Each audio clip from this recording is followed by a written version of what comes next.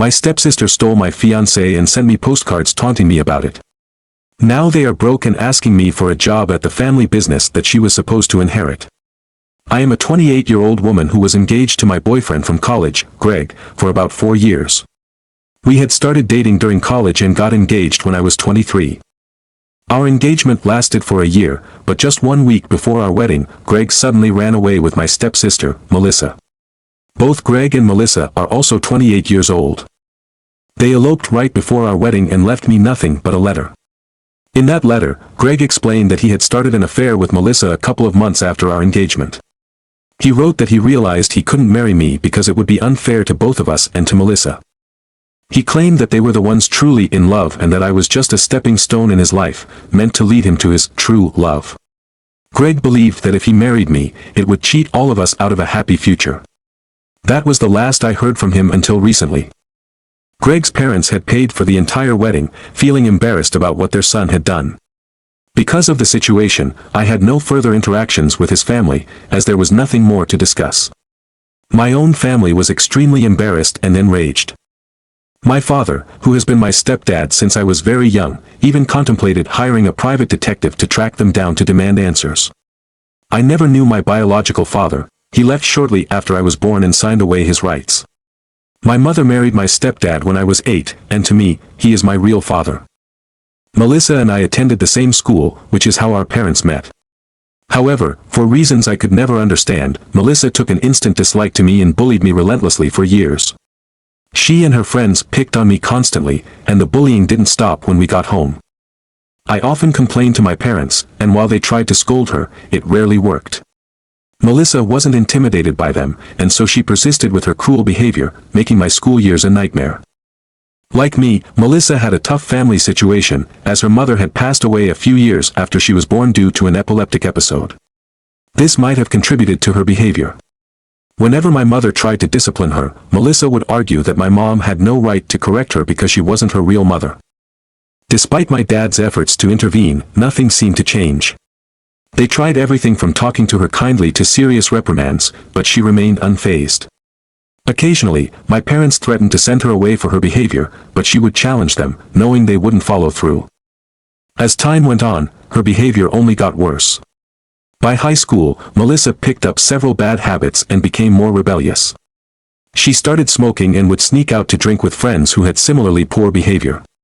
The turning point came one night when she and her friends were arrested for breaking into a house while drunk.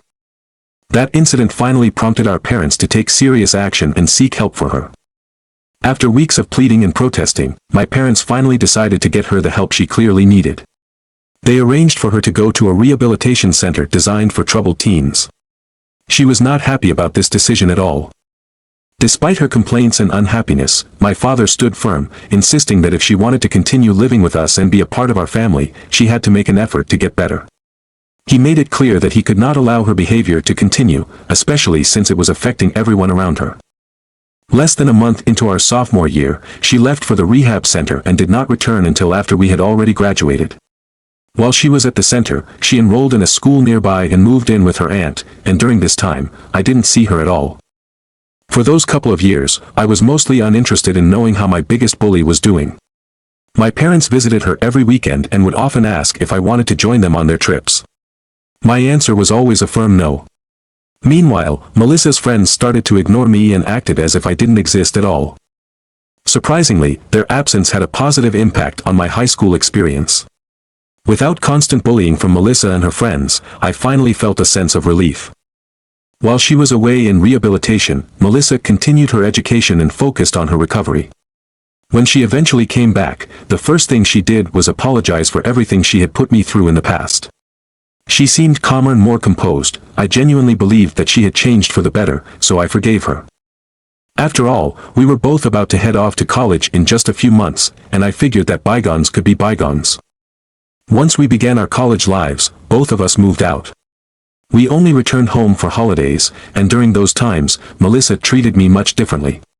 By nicer, I mean that instead of bullying me like before, she simply ignored me. This new dynamic was surprisingly welcome.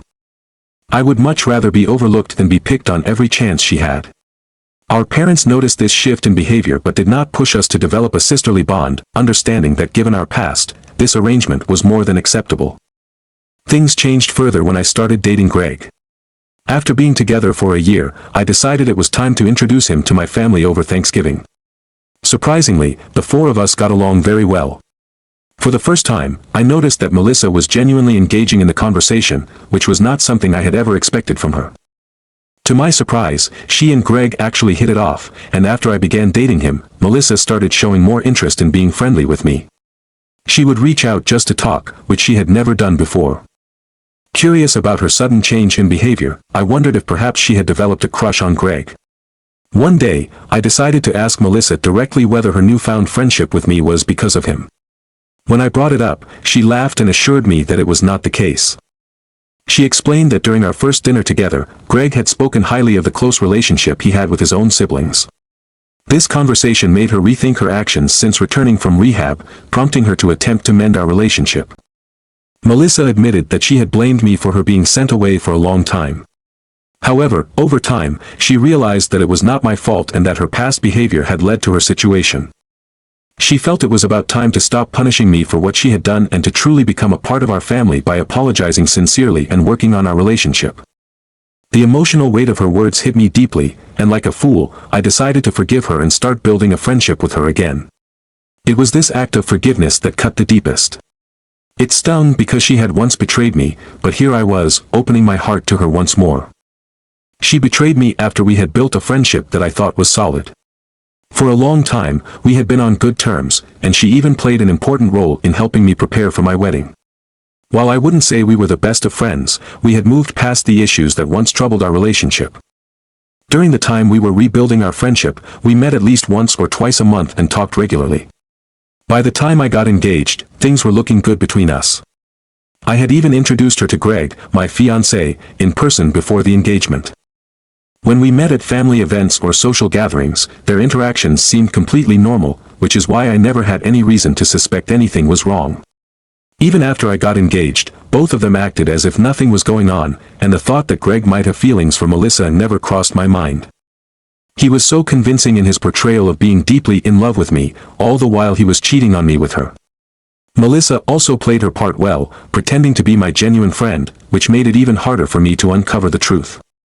It wasn't until it was too late that I realized what had happened. They had both vanished from my life just a week before my wedding, leaving me feeling completely abandoned and foolish. My parents were understandably upset and wanted to track them down and bring them back, but I insisted we let it go. I just wanted to forget everything that had happened. The humiliation was already enough to bear, the idea of creating more drama only added to my distress. At that moment, I was in a deep state of depression and felt completely drained, so I chose to bury myself in work and sleep as a way to avoid facing my feelings. My heart felt shattered, and I was left in a numb state of confusion. Then, a couple of weeks after the wedding that never happened, I received a postcard from Melissa. She was enjoying her time in California, but what made it worse was the images she included, photos of her and Greg looking very happy together. It felt like a direct slap in the face. The tone of her message made it clear that her apology for surprising me before my wedding was insincere. It was a tactic meant to provoke me, and it worked. That postcard made me realize that she had never truly forgiven me for anything that had happened years earlier, and she still held me accountable for her being sent away. I understood, then, that she had never cared about our friendship, she had simply used me to get closer to Greg. Trusting her had been a mistake, and I had allowed her to use me as a stepping stone in her own plans. For several days following the postcard's arrival, I found it impossible to sleep. My mind was a whirlwind of thoughts, and I was overwhelmed by the trauma of the situation. Eventually, I sought therapy to help me process the pain and to address my emerging trust issues. Unfortunately, the postcard was just the beginning. Melissa continued to send me postcards featuring her and Greg, and she kept it up for several months. This barrage of reminders only stopped after about a year. My lack of response to her attempts at drama seemed to frustrate her, and my parents were also deeply upset by the situation. They cut all ties with her and refused to reach out again after that first postcard. This was a significant loss for Melissa because she had been poised to inherit her father's business. Being a business major, she had always intended to join him in that venture. However, the consequences of her actions meant that her father severed all connections with her. In an effort to make amends with me, he offered me a chance to join him in the business instead. This was a significant shift for me, as I had always been a history major and had no prior business knowledge. Still, my father assured me he would teach me everything I needed to know so I could eventually take over the business when he retired, rather than allowing Melissa to take her place. I agreed to this plan and started working under him, eager to learn how to manage the business. This decision marked a new chapter in my life, one that I hoped would lead to a brighter future, away from the pain of betrayal. After a significant period of hard work that spanned a couple of years, I finally achieved a milestone in my career. Last year brought a remarkable change when I received a well-deserved promotion, coinciding with my father's retirement. This moment was truly uplifting, especially considering that I had started from the ground up. I had to pull together my skills and knowledge from scratch, and the journey was filled with challenges and learning experiences. However, eventually, everything fell into place, and my efforts paid off, leading to a smoother operation in the business that I now oversee. Thanks to my work, my parents can now enjoy more time together without the burden of business worries weighing them down. I have taken over the responsibilities, and this arrangement has allowed them to focus on their relationship without stress. For quite some time, this has been the case. During this transition, I found that my thoughts of Greg faded away almost entirely. Once I began working for my father, my focus became entirely consumed by the demands of the business. The combination of my professional responsibilities and my therapy sessions enabled me to move on from past grievances, and I can confidently say that I have entirely let go of the memories and feelings associated with Greg and Melissa. To my surprise, I never imagined they would reach out to me again, especially not to ask for my assistance. It seemed unlikely they would have the audacity to do so after how they treated me. Their actions had made me feel foolish, and they had not shied away from rubbing salt in the wounds they caused me. However, it turns out that Melissa and Greg must indeed lack a certain level of common sense, as they contacted me just a few days ago. It was a weekend, and I was at home, enjoying my day when, around lunchtime, the doorbell rang insistently. Initially, I assumed it was the pizza I had ordered, so I didn't think much of it. When I opened the door, I was met with the most unexpected sight of my life. Instead of a delivery person, I found Melissa standing there, looking extremely worried and anxious. I was taken aback and didn't know how to respond, so I waited in silence for her to gather her thoughts and speak. As I observed her, it became apparent that she was in desperate need of help. Her appearance was a clear indicator of her struggles. In our childhood, Melissa always had a keen sense of fashion and took pride in her appearance. However, the person standing at my door was dressed in old, worn-out clothes that were obviously dated. Her jeans were far too short, and she seemed to have lost weight, giving the impression that she hadn't been eating well. I had already resolved that whatever Melissa was about to say, my answer would be a firm no. When she finally spoke, she explained that she and Greg had been facing hard times ever since he lost his job a few months back. Rather than searching for new employment, he turned to drinking, which only worsened their situation. Melissa mentioned that she had tried to secure a job for herself, but it wasn't easy since she had chosen to quit working when she moved in with Greg to take care of the household. The gap in her work history made it difficult for her to compete for jobs, and she found herself at a dead end. Melissa said she had heard from relatives about my father's retirement and how he had passed the business responsibilities over to me. With that context, she came to ask if I would be willing to give Greg a job and help him out. She stated that she felt deep remorse for what happened in the past and that she had come directly to me for help because she believed I had a kind heart. She hadn't even approached our parents yet, hoping that I would be sympathetic to her plight and willing to support her during this difficult time. Her sense of entitlement was so outrageous that I couldn't help but laugh in her face. I told her to look elsewhere for employment, making it clear that I did not hire dishonest individuals. After delivering my response, I closed the door, feeling a sense of relief as I walked back into the living room. I was so unsettled by her unexpected visit that I considered calling the authorities if she didn't leave my property soon. Thankfully, she took the hint and left, but that wasn't the end of it. The first thing I did after her departure was to contact our parents and inform them about what had happened. They told me they had heard from some neighbors that Melissa was back in town, but they hadn't seen her with Greg. In our small town, news travels fast, and everyone tends to know everyone else's business. In our close-knit community, everyone is connected, making it easy to learn about each other's lives. It didn't take long for me to discover that Melissa had been living here for around a week before she came to see me. During that time, she had moved in with one of her friends from high school. I suspected that this friend had informed her about my whereabouts, as well as the fact that I had inherited the family business that many believed was meant for her. It seemed like Melissa was intent on taking advantage of this situation. Just a few days after her visit, she made the decision to go speak with our parents. Her intention was to portray me as heartless and selfish in their eyes. She assumed they would support her, thinking that now she had the upper hand in the tale of who was suffering more. However, she could not have been more mistaken.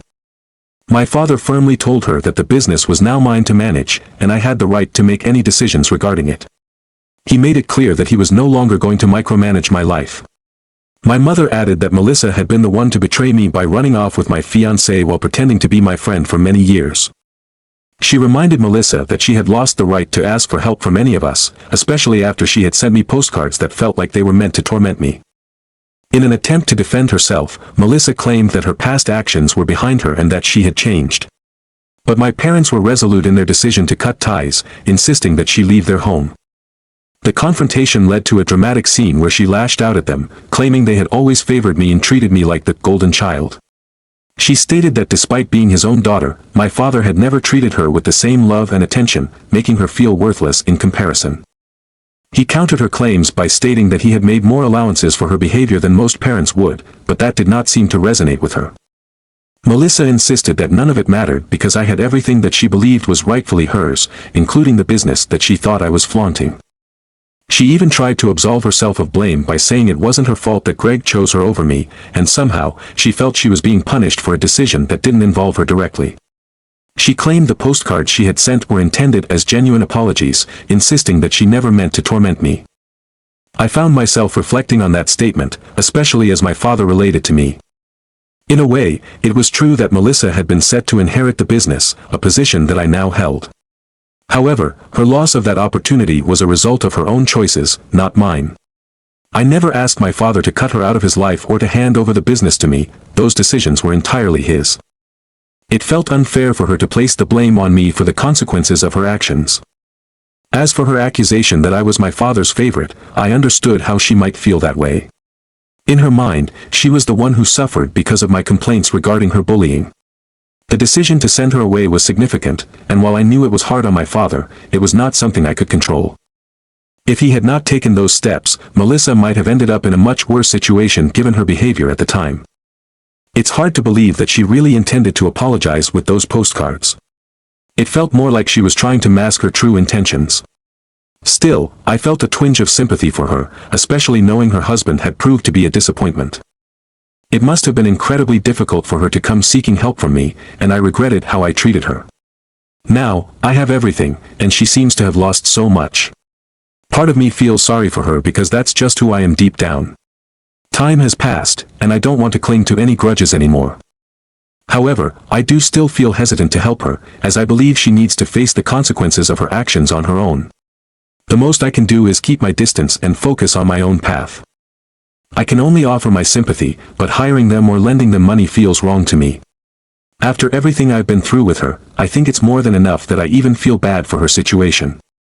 Most people would probably not understand why I feel this way, especially considering what she put me through in the past. The only reason I have any sympathy for her now is that this business was initially meant to be hers. Now that I find myself in a position of power, it's hard to shake the feeling that I'm getting back at her. Yet, deep down, I sense that this is not right. It might stem from her comments about me being the golden child, or perhaps it's just that nagging feeling of imposter syndrome that makes me uncomfortable with the situation. This leads to my hesitation in not wanting to hire my ex-fiancé, who eloped with my stepsister, as they are now struggling financially. When I shared this in a comment update, I was met with mixed reactions that only added to my confusion. Some people supported my choice to turn them away, while others pointed out that I have always been considered the golden child, which may have contributed to Melissa's behavior. This feedback did not provide the clarity I had hoped for. Consequently, I turned to my parents for guidance, as they have always been my go-to for advice during challenging times. Their perspective was enlightening. They reminded me that I have no obligation to feel sorry for Melissa. Our family had made significant efforts to help her become a better person, but if she wasn't willing to change, there was little we could do for her. My father expressed that he had intended to hand the business over to her had she conducted herself appropriately and proven to be a good daughter. Instead, her actions had tarnished the family reputation, making it unreasonable for her to expect any part in the family business now. Hearing this from my parents lifted a weight off my shoulders, and I felt reassured that there was no reason to carry guilt for decisions I had made. As a week passed since Melissa last visited my doorstep and my parents' home, I found myself wondering if she had simply moved on. I almost assumed she had returned to Greg until today when she made an unexpected appearance at my workplace. It was a chaotic scene.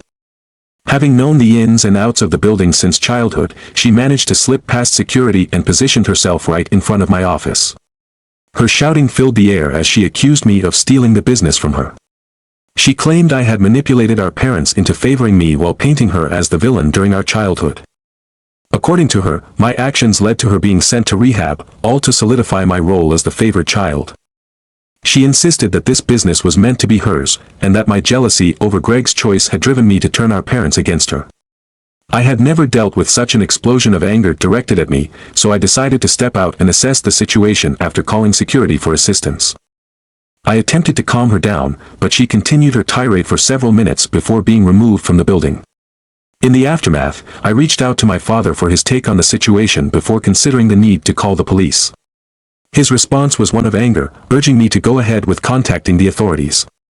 Fortunately, when law enforcement arrived, she was still lingering nearby, likely waiting to confront me again or possibly escalate her behavior.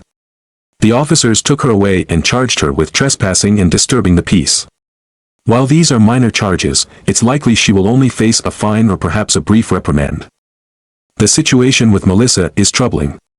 She might face just a fine or perhaps be required to complete some community service, which is the worst-case scenario. However, the fact that it's going on her record is concerning, and nothing good comes from that.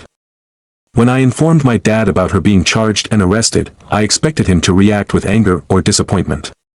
Instead, he just seemed really tired and exasperated. He told me he was worn out from always dealing with her crazy behavior and just wanted a break. It's hard to watch him feel this way because it must be incredibly difficult to be the father of someone like Melissa, who has a knack for causing drama, yet he often gets blamed for everything that goes wrong in her life. Most of the time, the messes she creates are her own doing. We have all tried to be very patient with her, but it's not easy. As for an update, it seems like Melissa has gone back to California. It has been a few days since we last heard from her, which is unusual because we expected her to lash out after her arrest. My dad asked around, and it turns out a few people spotted her heading toward the airport not long ago. So, I think it's safe to assume that she has left. Honestly, this is a huge relief for me. I was genuinely worried that she might try to pull a stunt to grab our attention, and that tends to lead to bad outcomes. Now, I'm left wondering what she will do about her situation with Greg. It seems unlikely that she will seek help from anyone else after everything that has happened. I sincerely hope she manages to find something to keep her busy and work her way out of this mess. I have to admit that my feelings about this are not purely kind or compassionate. I have selfish reasons for wanting this. If she can't find a way to sort things out, I am certain she will just come back here with Greg, bringing all her troubles along with her, and I really don't want that. It would be nice if either she or Greg could find a job and become self-sufficient. For now, at least, I can be thankful that I won't have to hear from her for a couple of weeks. I genuinely hope this nightmare is finally coming to an end.